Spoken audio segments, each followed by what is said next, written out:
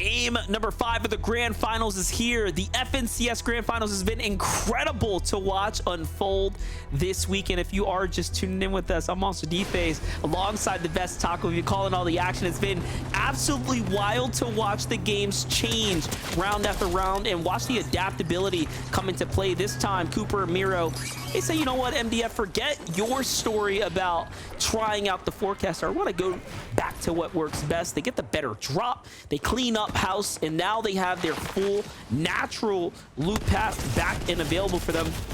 And the action doesn't stop here. We get straight to Bach and Pars, who tried to finish the fight quickly, just like they did in game 4, Taco, but this time, not so hot here. Pars has to play solo. But Pars might be able to protect Baka just long enough. He could look for the revive. Was opting to commit, but Chance immediately pressuring in. Frenzy Auto, unfortunately, not going to be enough to win things over. Chance, just a sliver of HP here. Aaron probably celebrating the fact that his duo still left standing. But for how much longer is the real question, MDF. We saw another team on the horizon on that west side of the map. Could be looking to pressure very soon if Chance and Aaron aren't careful. But what a different tough story. One. Yeah, just tough though. All in all, when you have, you know, top 10 and nearing top 5 capabilities unfolding for you, and then you get taken out another game. When it comes down to FNCS Grand Finals, any given day, we always say it takes about 4 good games to be up at the top 5 to, you know, win a tournament. And if you have a perfect 6, you are so far in ahead.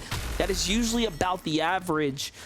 And for Bach and Pars, they've dropped 2 now, but you get into Muzz and Paper, they've already kind of dropped 1, right? So you're starting to see that if you want to stay up towards the top, there are no more mistakes any of our teams can make if they are inside the top 10 currently. They essentially have to play exceptional Fortnite here and out, which is hard to ask, right? When you have teams contested like you're watching right here. There's a reason Acorn and Cold, you know, wasn't necessarily highly highlighted as a team that can walk away with a clear win this weekend. It's because of all of this activity happening here at the fencing fields. However, you have a hot signing here, Man City picking up Cold. You know, vibes are probably very good, and this is where they shine best, Grand Finals lobbies. But a triple con at fencing fields is still a triple con, MDF. And as for Dasher Rooney, lost Seek here in the process of disengagement up against the likes of Bryce and Chubbs next to Hazy Hillside. Dasher Rooney trying to do what he can to close in on Bryce. It's interesting that Dasher Rooney still willing to give chase here. Seemingly upset, probably just more upset about the fact that he lost his duo. Wanting to make sure that Bryce won't be able to intervene as Dasher Rooney's trying to get a setup going, building some brick around this reboot van. But the reboot van, practically a bat signal, that's gonna force Bryce to start running back over.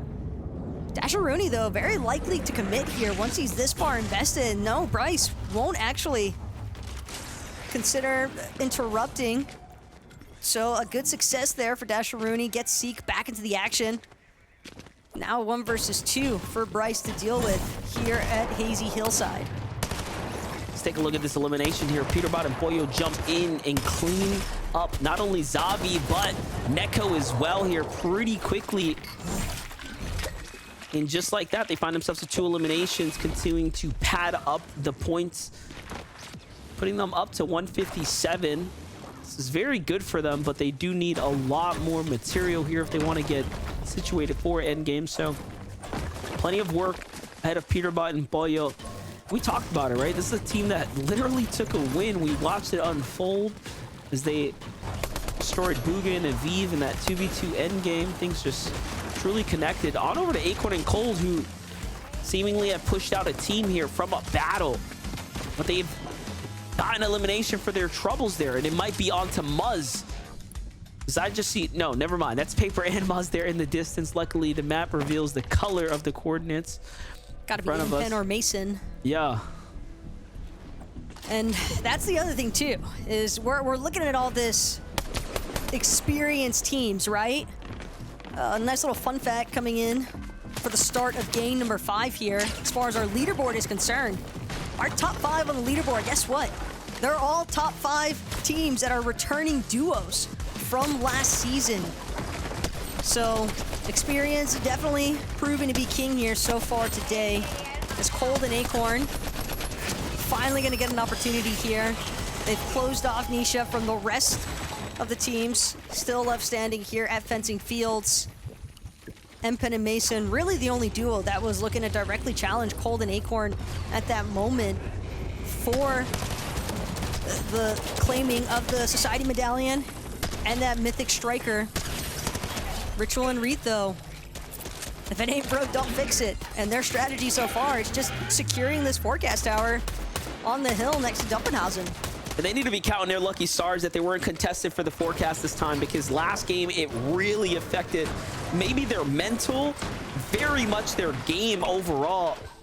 And, you know, I'm very much happy as well that we got to see the struggles that Acorn and Cold are undergoing in the early game, because it really does shape the narrative, the story that they're in first, but not because it's been easy for them by any means. They have had to really, really work for it in their early game situation.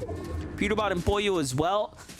Bit of a different story, right? They win their early game contested fight, and now it's like, where are all the players? Why can't I find something a little more here? But they do have a forecast, of course, as well, right? So a lot potentially to be revealed for them.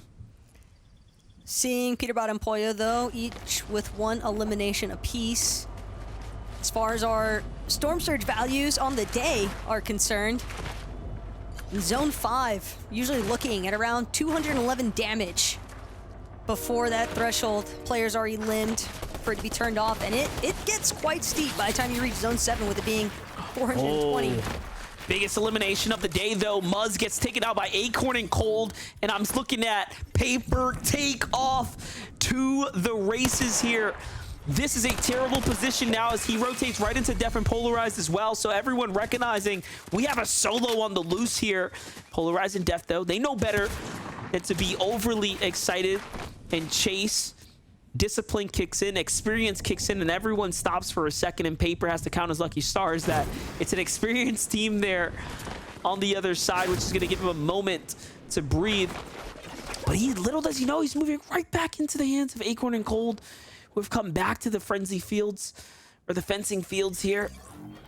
Has Paper picked up Muzz's card? I find that hard to believe, considering there was so much happening there. This is a real from the frying pan into the fire situation right now for Paper. Man.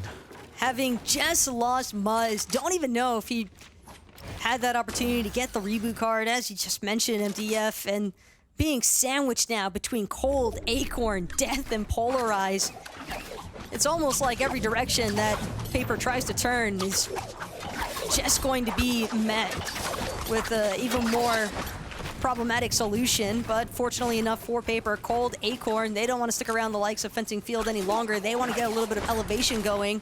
Even though they have 2 E-limbs, could always have more surge tag damage. As Booga and Aviv getting one of their first eliminations here in match number 5. Decent amount of loot scattered around them as well. And Booga, checking out his streams, one thing this man certainly loves, it's that lock-on pistol and taking full advantage of any small hill, any little semblance of elevation, because he wants to try and catch players. Wouldn't be surprised to see Booga and Aviv maybe even looking to move closer towards that Rift Island. Rift Island just providing such a great opportunity when players opt for that Rift. Just get pieced up by that lock-on pistol while they're rotating. Take a look, though. Byla and Quanti here in a fight up against Higher and Raze. And they're pretty spread out as they're trying to play a little bit of a pincer move here.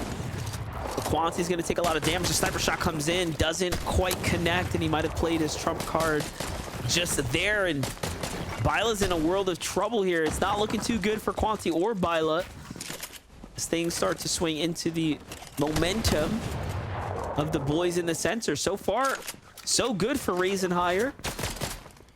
And Quanti takes off. So Bila, I think it's about time to go meet your teammate there before it's too late. And there it is. Off he goes. Quanti and Bila were relatively split, probably a little bit too split for their liking in that engagement. Only bringing that up because, again, you've got the likes of Clix, Epic Whale. They've been hovering Rebel's Roost after securing what they need from Lavish Lair. And this rotate, decent positional advantage as well. Able to get some elevation up on some of these hills and now just scout, see where the rest of the teams at Rebel's Roost are actually looking to position. And Aviv and Bugha got to weather the storm here just a little bit. Work their way up this cliff face. Skater and Dalty directly behind them, though. Not going to make it easy for them to get in completely unscathed. Yeah, a lot of punishment taken here for this fight. Definitely not ideal considering the zone's pretty far. And I'm actually curious now of whether or not Muzz and Paper managed to get the pickup here, because I'm looking at the zone. I'm seeing some fresh arrows inside of the fencing fields. And, you know, just upon further thought, this is one of the few times where if you're someone like Muzz, if you're someone like Paper, who your teammate was downed and you are just about to play the pickup, you're happy the zone didn't land here. Like, you're actually grateful that the zone pushed further out. It gives them time to play into the storm here, because otherwise this wouldn't even be a possible or a plausible pickup by any means. But wait, well, look at that team coming out of the hazy hillside. Paper and Muzz, they're actually not going to be the last ones to the party here. Paper, though, probably happy at the fact that he was able to bring Muzz back to life. But again, MDF, we've got 1-2 teams trailing directly behind Paper and Muzz. If they're not careful, they might just find themselves in another solo performance situation.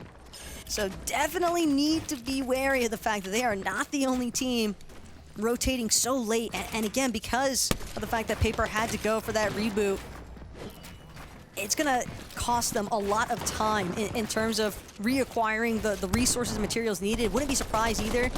Paper and Muzz probably wanting to get aggressive, make sure they get that surge damage back up to healthy levels in comparison to what the rest of the lobby has probably been able to accrue during the meantime, while Paper had to even go for that reboot van play.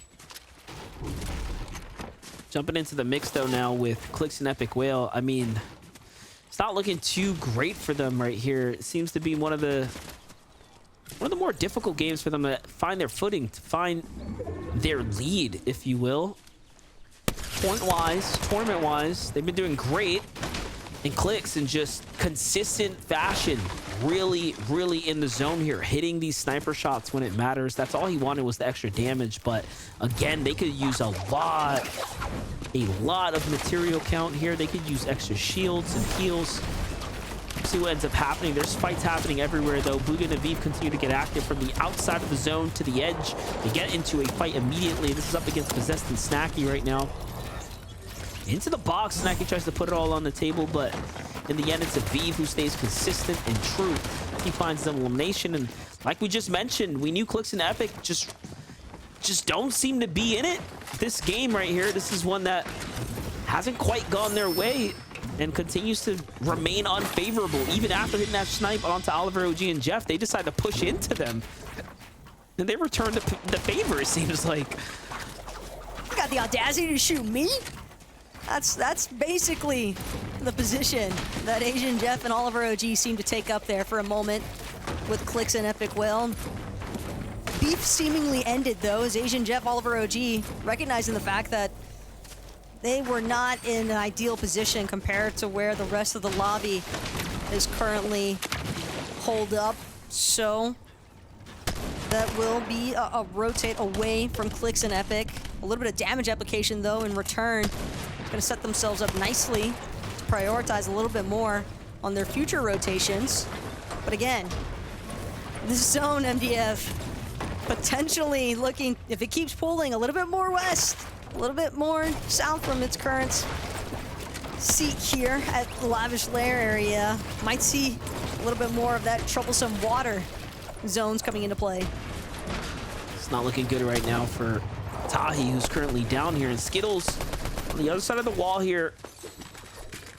Shots are starting to come in. The pressure's on. And look at all this material Scented is sitting on right there. And he's going to have to skate out of there. Gets the reboot card of Tahi's. And at least they weren't in complete shambles here. Although this is for sure a offsetting situation to be in. You know, a setback, if you will.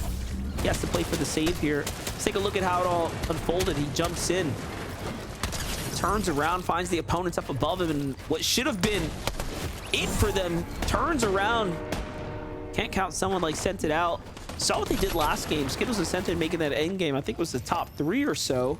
Put them right back into this tournament. Before that, they were kind of middling in the competition, not doing anything too great. Yes.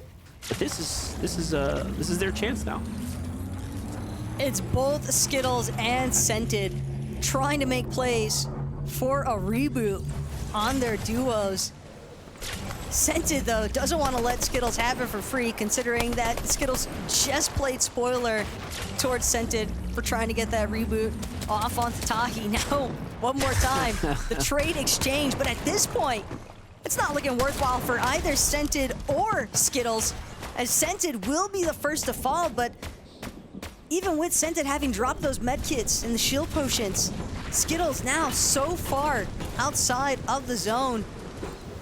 Even if he gets that reboot off, very high likelihood that Skittles and Trashy could get picked off the moment that they start to re-enter the zone, and where everyone else has already been able to find their ideal form of positioning, Skittles and Trashy are going to be that one step behind the curve. Yeah, more importantly, what happened here where Ritual is down and Re is playing deep into the storm here and below the surge. Something must have gone terribly wrong for them to continue to trail this far behind when they have had what should have been a fairy tale start for them, an uncontested weather station for the forecast tower. And now the shots are coming in. They've been outed by Jeff and Oliver OG, who have the edge of the zone. And Reed does have a lot of heals, so I think he'll be able to survive for quite some time. But it's just a matter up to the lobby now of whether or not they decide to fight. Behind them, there's a player there. I don't know what's happening there. I saw Paper fall in the feed too, so that's a whole nother situation we're gonna have to tune in with as well. It's gotta be Skittles and Trashy. Yep, here they are. Reed getting cut short here, but he does. This is an engagement that he wants to force. Skittles falling incredibly low. Reed just steamrolling through his box. Skittles, you went on a rescue mission for Trashy, and it's gonna cost you in the end game here. As now Reed, medallion in hand, one more medkit still left to work with. It's gonna be Trashy that he's gonna try to confirm another elimination onto, but no, Trashy instead forces his way into the zone. But Reed, damage already done. Trashy just having to play it out as a solo, and Reed with the huge refresh to extend this Game 5 lifeline. Not only that, the damage. He was over 200 below, and he finds a fully healthy Trashy in the storm. The finish, the down body, this is everything that he needed to at least have a chance. And this is why you never, ever, ever count yourself out. But more importantly, you never let your guard down when you are inside the storm. You never know what danger is lurking nearby. But back with Acorn and Cold, this is almost like poking the wound of all the other players that are up at the top of the standings, our second and third place teams that are not doing as well.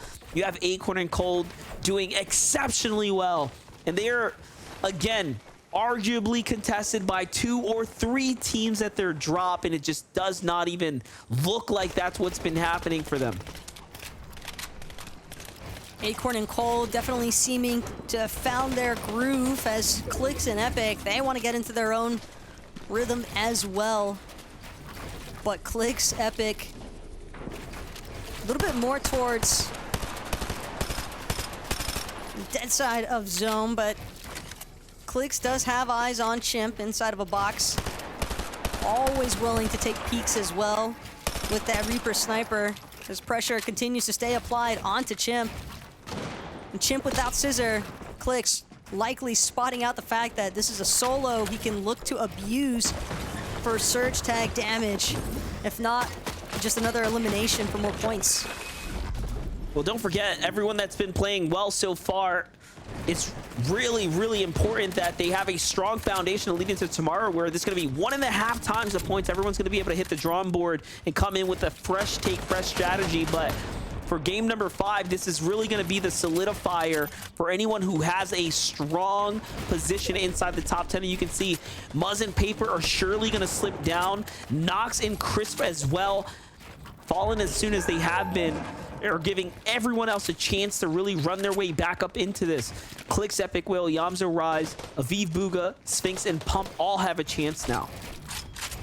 And Cooper and Miro, last match, keep in mind, they had that forecast tower. This game, they do not.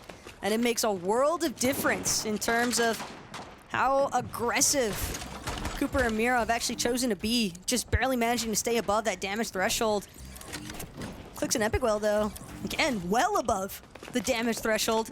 Now it's just about crossing this massive body of water and hoping that they don't get pieced up along the way. Got a solo above them as well. Although Quanti, silent as a church mouse currently, does not want to be spotted out by a duo, especially not one as treacherous as Clicks and Epic Whale. And just a quick update, Booga takes down Ree, so Ree is out. That is it.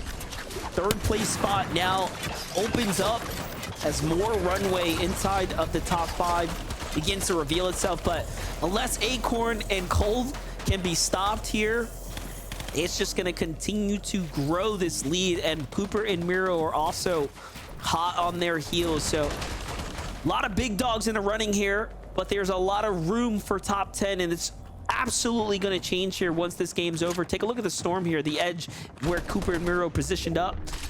They have continued to seemingly know where I think the zones are going. They might have honestly secured another forecast tower for all we know at this point. They have been just in such key positions every single time.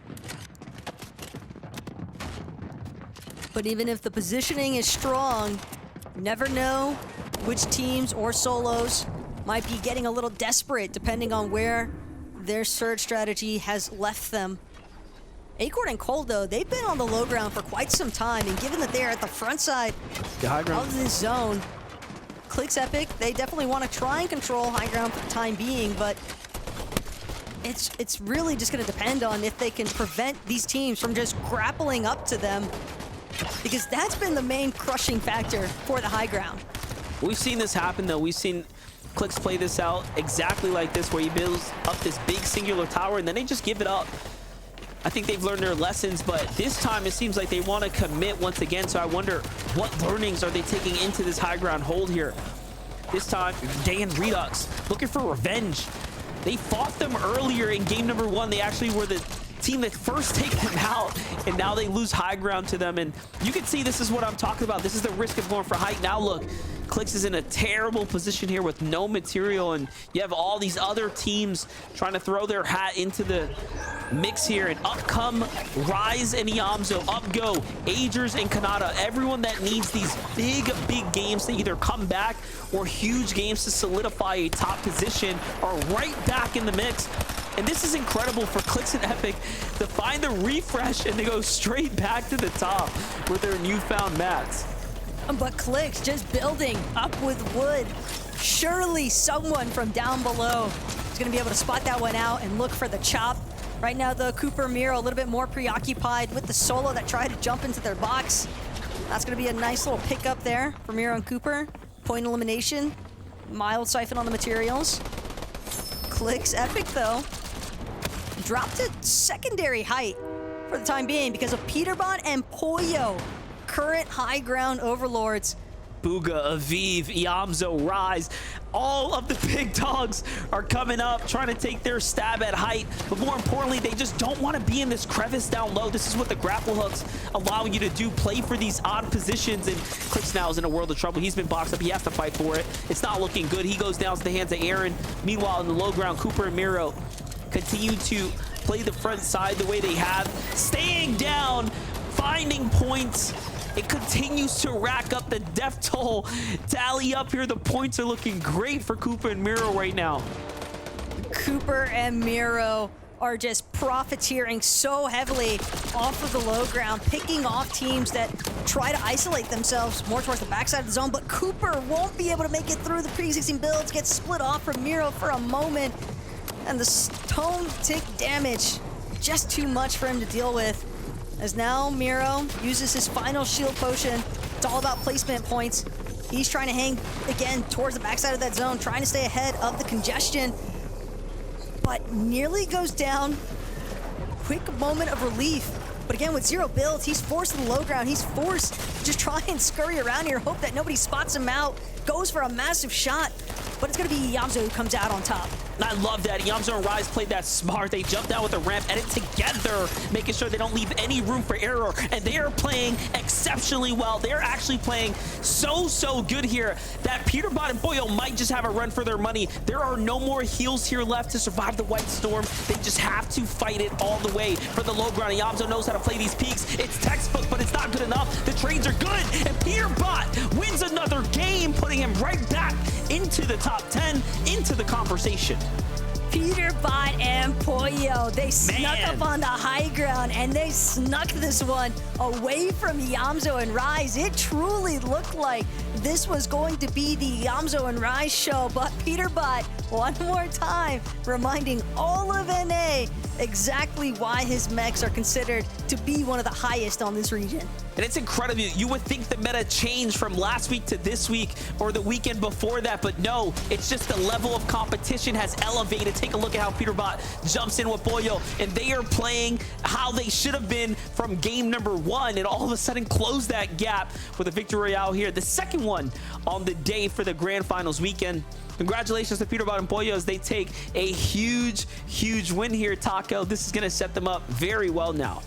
Look, second to last match of the day, MDF, and for Peterbot and Pollo to find themselves yet another victory royale. Have to imagine that's going to shake up the leaderboard just a little bit here, but we don't have to really consider the questions surrounding that because Zeke, Vivid, and Kelly will answer it all for us.